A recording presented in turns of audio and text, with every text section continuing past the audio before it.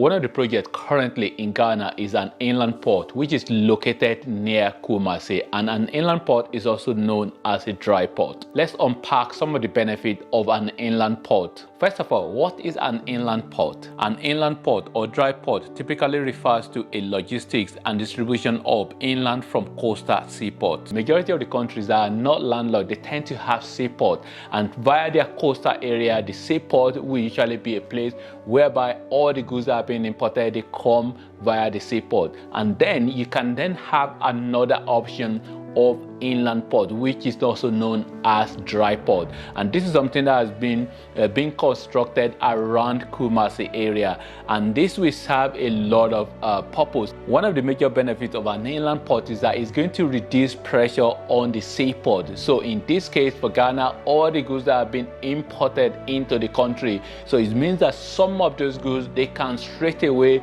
be transported into the inland port when the inland port is being completed and is available to be used. This particular inland port as well, when it's completed, is also going to serve a purpose of actually a distribution point for other countries that are around Ghana, in terms of especially the landlocked country. We're talking about Burkina Faso, which is just at the top in the northern part of Ghana. So that is really going to benefit them as well. And not just the landlocked country as well, even countries like Togo and also Benin Republic, so which are neighboring to Ghana as well. So which means that, you know, the northern part of those countries as well, they can also be served through this inland port. Let's not forget as well that jobs will be created, because this is a very significant infrastructure around that location, so which means that jobs will be available for people around that area. One of the challenges of this particular inland port will be transportation. So because when you're talking about inland port, so you really need to have efficient, transportation method that will be able to feed in, all these goods that will be coming from the seaport into the inland port. So is it really available already in terms of like the transportation method, like especially rail? Rail is usually really the good one, really, because you can actually transport heavy